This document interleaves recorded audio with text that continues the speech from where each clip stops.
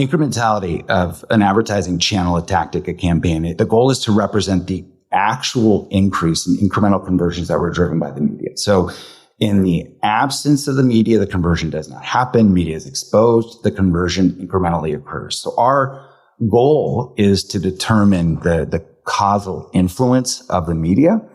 And we do this by deploying controlled experiments on the media.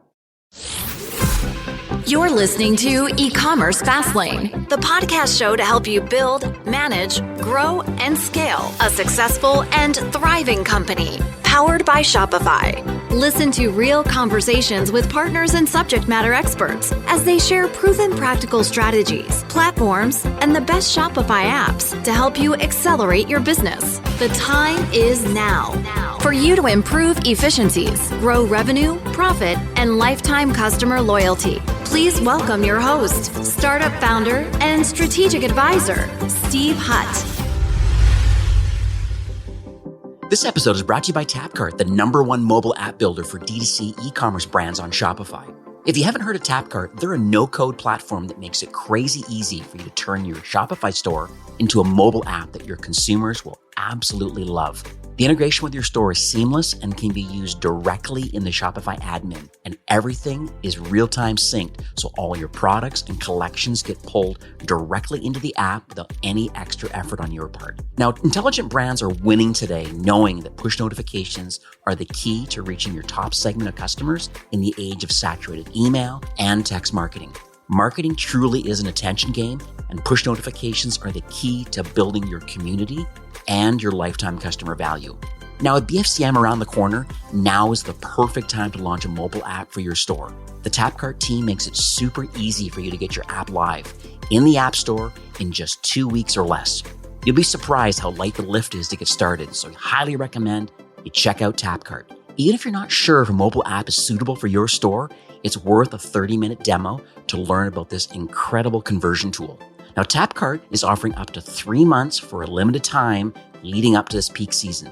So take advantage of their best deal of the year by booking a free 30-minute demo at tapcart.com/fastlane. That's tapcart.com/fastlane. Well, hey there, my name is Steve Hutt. I'm Senior Merchant Success Manager here at Shopify, and welcome back to the 6th season of E-commerce Fastlane. Now, whether this is your first time listening or you're a weekly subscriber, I seriously appreciate the fact that you're taking time today and listening to the show. I know there's plenty of podcast choices out there in both Shopify, kind of direct to consumer, and just marketing strategy in general. And just the fact that you're taking the next 30, 40 minutes to listen to the show really does mean the world to me. And I know it does for my featured guest. New episodes are released twice weekly, as you know, and they're available from all of your favorite podcast apps like Apple Podcasts and Spotify and Google Podcasts. We're also streaming live now on Amazon Music and on YouTube. So if you consume your podcasts over there on those channels, you might want to go check those out. I also highly recommend to get the full value of today's episode that you click through from whatever podcast app you're using, and that will redirect you to the show notes at ecommercefastlane.com. There'll be a transcript, links, and then all the resources that we mentioned today. Now, today's episode, my guest is Trevor, is the CEO and co-founder of a company called Measured, and they're at measured.com. Now, what they are, they're a platform. They're a media measurement and kind of optimization platform. Really exciting technology they have here. They really help e-commerce brands to understand, and here's some terms we're going to use, the incremental contribution that advertising can make towards sales. So it's very paid social, but being much more advanced. It's really, really interesting. Acquisition costs are on the rise right now. We have this looming thing going on with the economy. I think this is going to be a really timely and kind of excellent conversation, how brands can be more efficient with the money they're spending on net new customers to their store. So, hi, Trevor. Welcome to E-commerce Fastlane. Hey, Steve. Great to be here. Thank you for having me. My pleasure. So I'd love to hear it from you about, on a high level first, about the Measured platform. You're clearly solving some unique challenges for brands about spending money and getting a great ROAS. Sometimes you kind of leave it to a lot of Meta and Google and TikTok, for example, to help optimize campaigns and let them do the heavy lifting for you. You do creative, they do the heavy lifting of trying to find net new customers.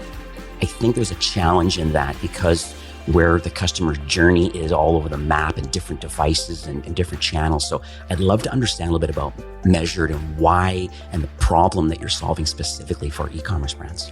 You got it. Yeah. So marketers they're under constant, relentless pressure to prove the business impact of every dollar they spend on media. So as they look across their media portfolio, they need to know, where to cut, where to spend to maximize return to their business.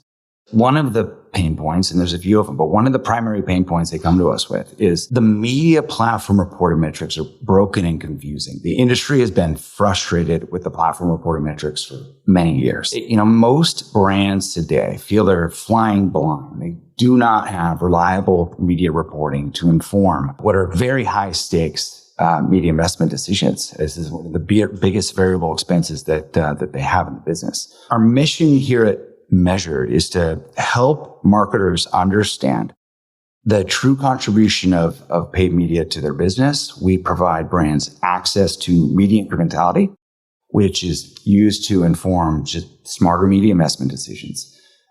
We want to make media incrementality measurement accessible to every consumer brand.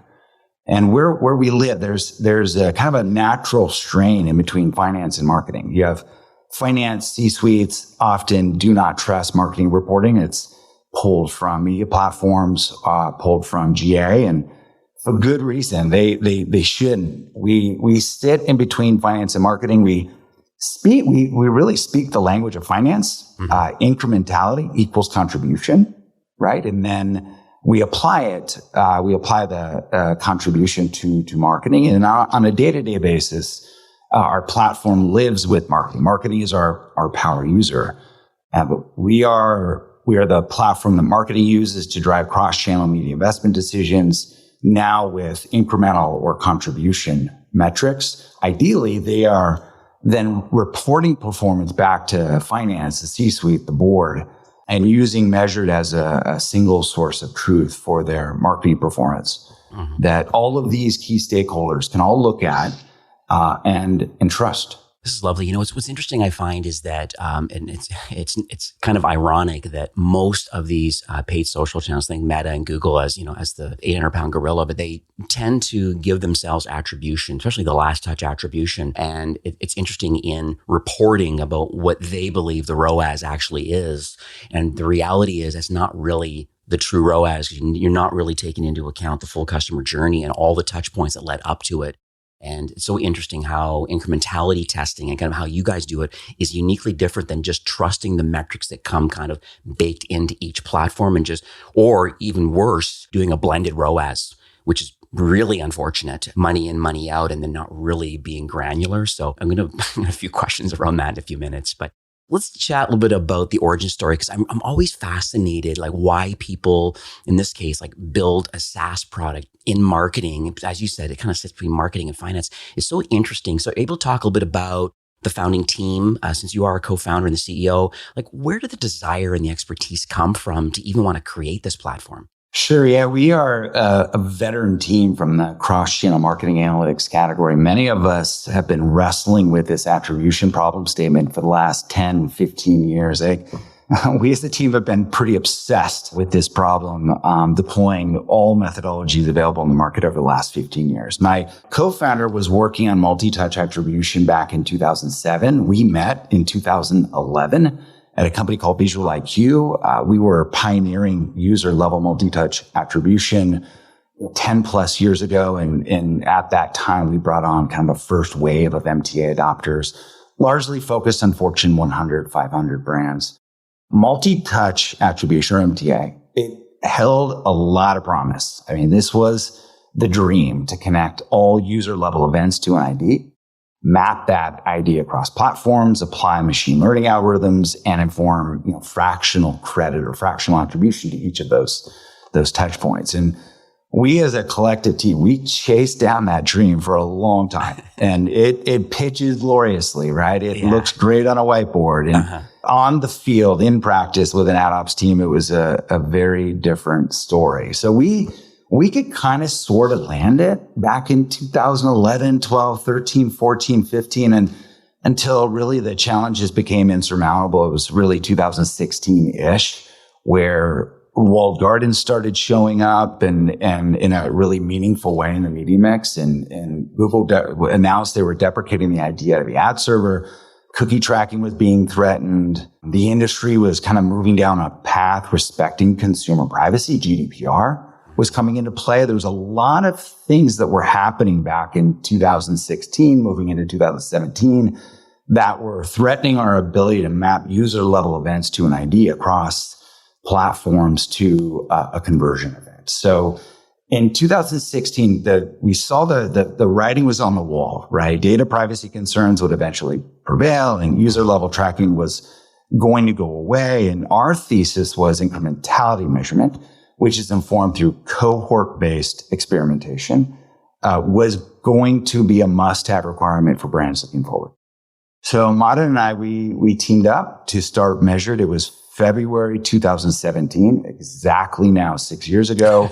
Congrats. And yeah, it was a new approach to solving the attribution problem through incrementality. So we call it incrementality-based attribution.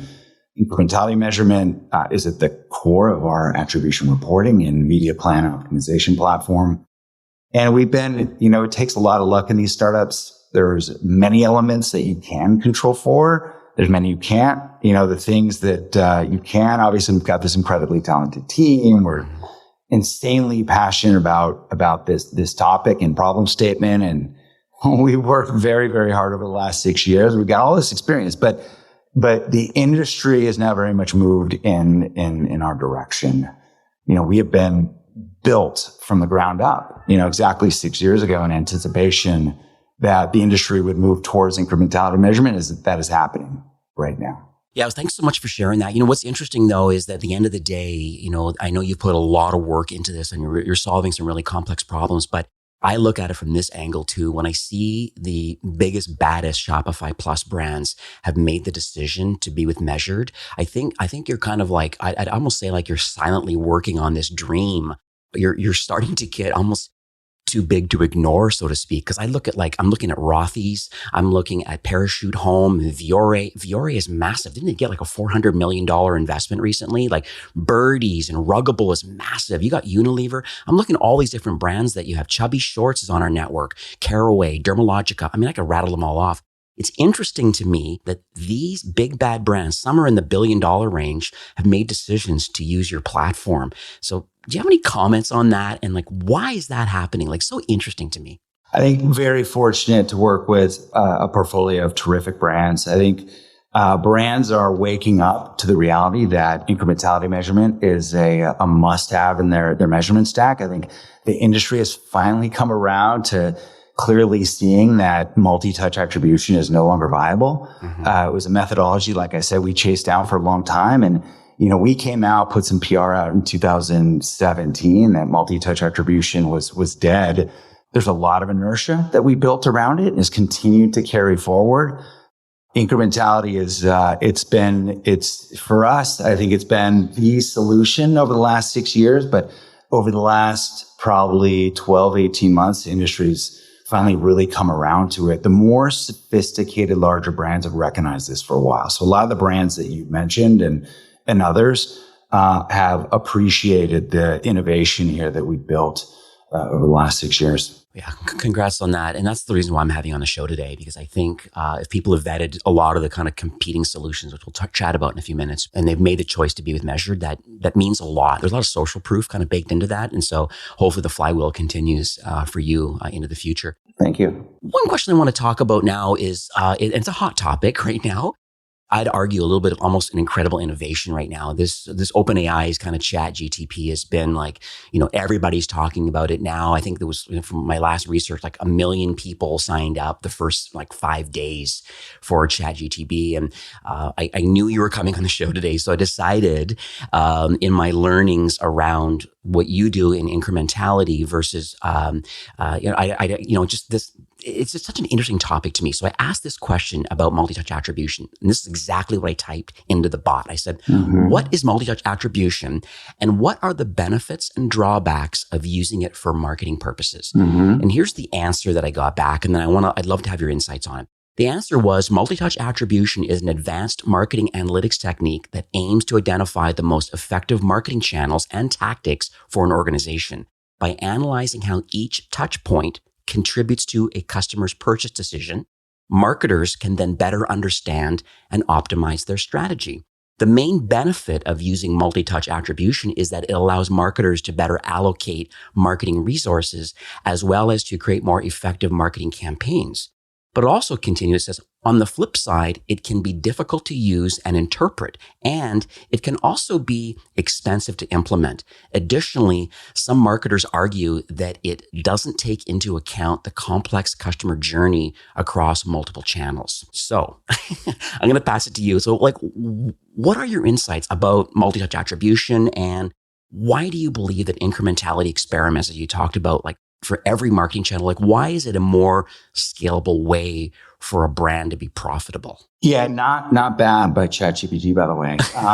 Great relevant question. So this methodology, MTA, it promised the dream, right? This is the dream from an analytics perspective, to be able to map a user's media exposures, events, like all clicks, all views, online, offline, across all platforms, right? Build that user level journey to some desired action, and then apply either rules or algorithms to assign a credit to every single one of those events, right? Across the path to conversion. It was kind of sort of landable, like I mentioned earlier, and landable with reasonable data reconciliation issues. So 15%, 20% a gap. But it was, as ChatGPT suggested, it was very painful to implement. You had to put instrumentation across all of your impression-based media. So instrumenting tracking across all events is a massive ad ops exercise, expensive and cumbersome to implement. And as new tracking policies and regulations restrict the ability to track people online, MTA isn't just difficult; it's impossible, and it's been very challenged now, I would say, for the last 6-7 years, and it's impossible today. We simply cannot get access to the data that's required at the granularity needed to deploy the MTA methodology. Now, incrementality. Why don't I just first explain what I mean by incrementality? So, incrementality of an advertising channel, a tactic, a campaign. The goal is to represent the actual increase in incremental conversions that were driven by the media. So, in the absence of the media, the conversion does not happen. Media is exposed. The conversion incrementally occurs. So our goal is to determine the causal influence of the media. And we do this by deploying controlled experiments on the media. Okay, so we split each audience cohort into two groups. These two groups should be mirrors of each other, or what data science will refer to as statistical twins. Okay. We seek to hold everything else equal between these two cohorts. The only difference being one group is exposed to the media under test. The other group is not exposed to the media under test. All else being equal, the difference in the conversion rate allows us to inform media incrementality, or the contribution of the media. So in the absence of the media, the audience converts on one rate. Exposed to the media, the audience converts at another rate. And with a clean, uncontaminated experiment, we can inform incremental sales caused by the ad and the read on media incrementality at a channel, a campaign, at ad set tactic level. So interesting. Now, what's going to happen with kind of cookies going away, or if there's going to be more kind of restrictions with GDPR and CCPA and all these different things that are going on in the world right now? Do you have any comments around that? Yeah, so this is what we were built for. This is a cohort-based methodology, right? When I say cohort, I'm talking about a collection of anonymous individuals in an audience segment. Right. So it's respecting user privacy. This works without cookies, right? Uh-huh. And as user-level data restrictions continue to evolve and user-level data goes away, this methodology is going to be a requirement for brands. We can target and split audiences based on their first-party data and geo-match markets. There's no requirement for user-level tracking to deploy incrementality measurement. Yes. Interesting. If your Shopify store is making 5 or 6 figures per month in revenue, then you should totally consider using TapCart to create a mobile app for your store. Now, innovative brands know that their customers prefer shopping on mobile apps and that push notifications are the key to reaching your top segment of customers in the age of saturated email and SMS marketing. Now, for a limited time leading up to the peak season, TapCart is offering up to 3 months for free. So take advantage of their best deal of the year by booking a free 30-minute demo at tapcart.com/fastlane. That's tapcart.com/fastlane. So it sounds like it's running these kind of experiments. It sounds like it appears on the surface, because I don't have like granular access to the platform yet with a live account to see, but it does sound like an interesting amount of work. Can you talk a little bit about maybe how much work it is for a brand and how many experiments are running? You talk about these splitting cohorts and doing certain things. Maybe walk us through like what a day in the life of a marketer would be, having access to measured, like as far as the work effort is concerned. Yeah, this is a good question. You're right. So deploying in-market experiments across every channel, tactic, campaign, asset, it sounds like we're trying to boil the ocean, right? Yeah. Here's the great news for our clients. So as I mentioned earlier, we're now 6 years into the business. Mm-hmm. This is all we have been doing since day one. We've now deployed over 25,000 in-market experiments across many channels, platforms, tactics. And every month we're deploying a few hundred experiments. We now have a rich library of incrementality intelligence that we've collected that we make accessible to our clients. So we have a data-driven methodology that we can take a client's transaction data, performance data from the platform. We take a few attributes from the brand. We map it to our library of experiments, and then we apply a data-driven methodology to statistically predict an incrementality read for all of their channels, tactics, campaigns. We very quickly have a brand fully deployed with a full portfolio of incrementality-based attribution learnings to optimize their portfolio without running a single custom in-market experiment. The brands then, once stood up, an experimentation roadmap will very quickly be revealed. And so then we will run in-market experiments to enrich their learnings, validate the most important reads. They'll deploy, experiments into channels and tactics, which are most critical to validate or just require precision.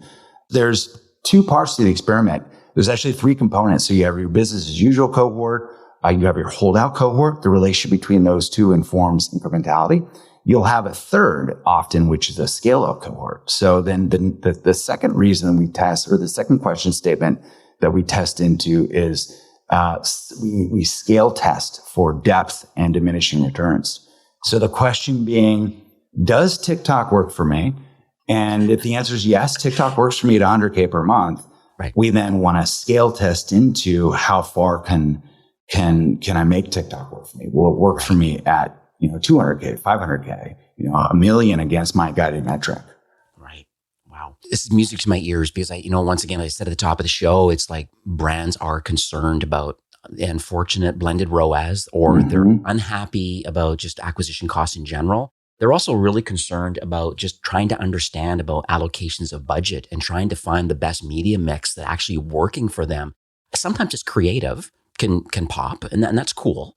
But it's just so interesting that you're doing ongoing experiments with paid social by channel and with interesting. Yeah, it's just very interesting to me. And I think brands need this. And that's why I'm having you on the show today. So this is fabulous. Yeah, no question. I mean, one of there's a usual suspect list of questions that we get, and paid social is the top of the list. I mean, every month, we've got many Facebook, Snapchat, Pinterest, TikTok experiments going out, both to understand the incrementality of prospecting against the platform, but then also it works. What does the diminishing return curve look like for each of these platforms?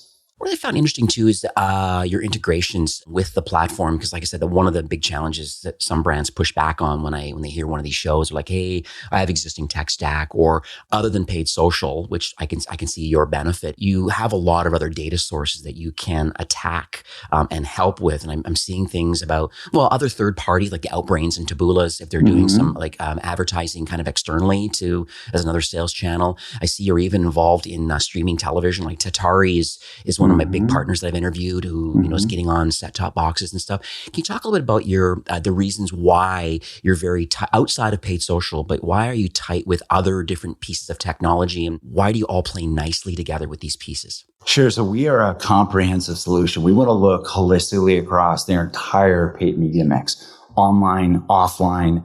And so it's very important that we integrate into all media data sources. So first off, we have a simple integration into Shopify today to onboard transaction data. We integrate into, I think, more than 275 media platforms today. Our goal is to make media incrementality accessible to all Shopify merchants, make it painless to onboard into a full portfolio of incrementality. So all of their paid media mix we want represented. So if it's Tatari, if it's Google, if it's TikTok, it's Snap, it's Facebook, it's affiliate, you name it. Yeah. We are going to integrate and try to do it in an automated way, preferably. Lovely. So I want to pivot a bit to a story. I think people love stories. I love stories. And I think it kind of allows you to put yourself in the shoes of another founder and wonder why they made the choice to go with measured. I mean, it's very clear some very large, big, bad brands have kind of chosen to be with the platform, but I just would love to hear any kind of public case study that you can kind of share today around someone who didn't have measured. We're using either a multi-touch solution. They found the incrementality option that you have, decided to implement it. And then can we maybe talk a bit about that whole journey and kind of what sort of results came from your platform? Sure. Yeah. I mean, as you mentioned, we're very fortunate. We work with so many terrific Shopify merchant brands, and you rattle off some of the names at the top of the show. Case study. So I'll show the 1A, 1B, two brands that I love. So Faherty brand. I don't know do you know Faherty brand? Have you had Alex on the show? Not yet, but on my radar. You should, yeah. So really terrific founder, CEO there in Alex. His team has been anchored on our platform for just about 5 years. Okay. I've been great to have a ride on the rocket ship. If you've seen him, that company has been extremely successful. And Alex will tell you, we have played an important role to his growth is he applies incrementality to all investment decisions, media and outside of media. He's a former investment banker, finance professional, and he puts incrementality at the center of his business. Through the early stages of COVID, so the lightning bolt of COVID hit in March 2020, right? So, Alex called me right away. We kind of froze for a second. And then he and many of our clients at that time, they really leaned into us and our portfolio incrementality reporting to drive decisions. So in more demanding times, like we are experiencing today, everyone needs to elevate their execution. They have to eliminate waste. There's less tolerance for waste. Having incrementality insights to drive the business is a must have, I would argue. It's even more critical today. We've got a terrific longitudinal case study with Alex. You can find it on our website. There's the 1B is one that's just more top of mind because we just wrapped it up. It's a brand called Hammett, another terrific brand that's led by a chairman, Tony Drockton, and a great CEO, and Andrew. They reached out to us with the case study, and this is typically how it works, where the client is moving the business with decisions that are anchored on incrementality learnings. So they approached us with, and we've had several of these, check this out. Look at the performance improvement as a result of moving from platform reported last touch metrics to measured incremental metrics. So this is a great story. Hammett's, they're deploying a comprehensive digital mix. They've got search and video and social display, SMS, email, some catalog. And, like all brands, Hammett was very frustrated with the platform reported metrics, frustrated with GA reported metrics, frustrated with just not having reliable, actionable insights from the platforms. The platform reported conversions, they never reconcile, right, with actual sales data reported by Shopify. So they lean into our platform. They adopted our media plan optimization tool. It's a scenario planner tool. That was in early 2022. So about a year ago, the first half of last year. they rapidly became a power user, and the business took notice. So Andrew called me. He said, listen, we put Measured's media plan optimization tool at the center of our media decisions. It's paying off. What they represented back to us was that, and we saw their numbers, Hammett saw a 9% increase in top line sales within 90 days of fully adopting our MBO tool. From making a hard move away from last touch metrics to now incremental metrics, adopting our scenario planning tool, and simply just reallocating their budget from less incremental channels to higher performing channels. Yeah. This is a massive win and return on investment for Hammett. But also, I would add one more point. It's an organizational commitment. It starts with the executive, the C-suite. There's implications to the business when you move from a last touch metric reporting methodology to now incremental metrics. It requires institutionalizing how a brand reports, right, against their goals and performance. The whole organization needs to now make an adjustment, a shift to new measurement methodology and reporting methodology. So just walk us through kind of the onboarding process. So we'll talk in the end of the show, kind of some next steps, but I'm curious from a Shopify, there's lots of brands listening. There's going to be, 10,000 some people listening to this episode, and they're going to be like, okay, I get it. There's definitely a thought to dig deeper. So they say, yes, I want to get going on this platform. So what happens in the onboarding process with your team? Can you just kind of explain that a little bit? Is there a little bit of kind of a white glove service? I just want to make sure that the ramp up and some recommendations, a customer success person, just curious on how that whole process works. Yeah, no, absolutely. So we are a SaaS platform and tool, but complemented by a CS team. This is advanced analytics, and our CS team is committed to getting the client fully onboarded, mapped their taxonomy and their business to our platform and tool, and getting the organization fully trained up on how to adopt the tool against their goals and their use cases. So when a contract is signed, we'll send out an onboarding link. The client can start to onboard themselves. We pull up next to them and make sure that onboarding runs smoothly and it's fully mapped to their stated goals and the unique aspects of their business, because every business has some different dimensionality that we need to align to. So let's talk about the future of the product. I mean, it's very clear that you're executing at the highest level right now and making a lot of impact at the end of the day for a lot of brands. But I'd love to understand the future of the product. Like what's your North Star, I guess, for the remainder of 23 and beyond? I'm just curious about any other innovation, just how are you going to continue to offer value and assistance to brands that want to kind of scale up profitably? Sure. We're a mission-driven company. We are on a mission to unlock the power of incrementality measurement for all consumer brands, all Shopify brands. And, we've been at this for 6 years. We've solved, many hard problems. We continue to heavily invest in and work on building the tool, the best-in-class incrementality intelligence platform. The themes right now is we're now in January 2023 is, one, more automation, removing constraints everywhere possible to streamline our delivery and learnings, insights that are delivered through our outstanding product and experience. And then, we're a team that spent a lot of time in the enterprise segment. So we want to democratize our enterprise-grade measurement technology.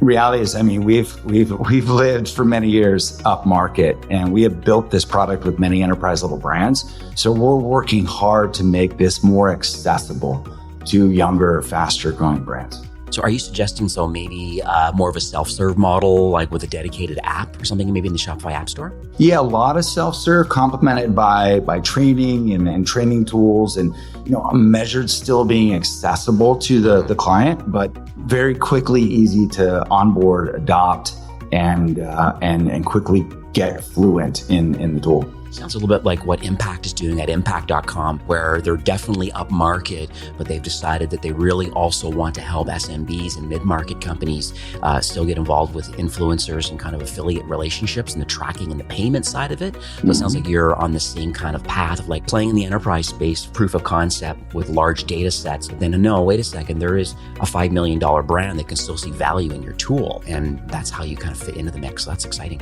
That's right. Yeah, I would say, today we are an unlisted app, thinking there, say we're more of a match for larger merchants spend today, spending north of, let's say, 75, 100K per month in paid media. Yeah. But we are focused on coming down market, making a lot of investment into our product to make it more accessible down market.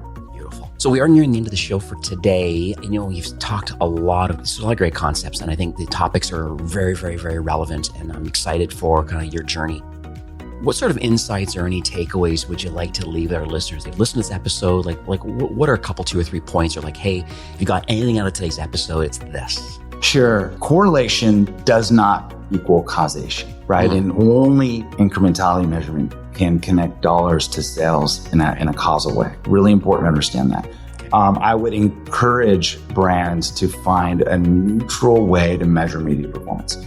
Don't let the platforms or folks that are incentivized by media spend grade their own homework.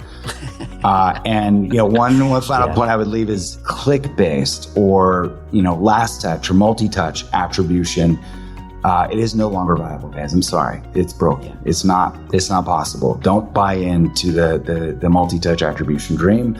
The user level path building methodology is no mas. It's dead. I love the grading your own homework. It's so true. That's what Meta and Google do. They do grade their own homework. So that's lovely. So what are the next steps for everyone today? As far as maybe a demo or learning more? I know you had a lot of guides and things and case studies, but maybe you can direct some of the people listening today. Yeah, I would drop by our website, measured.com, and schedule a demo to learn more. We've got a great sales and marketing team that are happy to support any inbound interest. Beautiful. I know you have some webinars, a lot of research and things on there. I've signed up to your newsletter also. I'm all in on really trying to be a strategic advisor for my book of merchants that I manage. But then this podcast itself, because of its wide reach, there's lots of people that are interested in trying to improve their media spend. And I think this has been a really great conversation.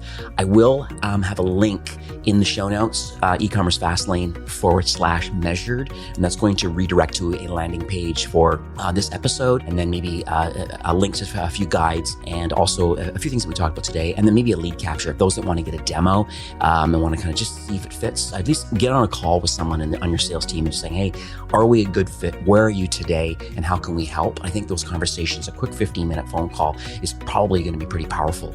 Thanks, Trevor. I really appreciate you coming on the show and sharing today. It's just very clear that you're really on the same mission as Shopify. Really, we want to make commerce better for everyone. And you are building a great path to helping people democratize media spend and just being more efficient with capital and sales. So I really appreciate that.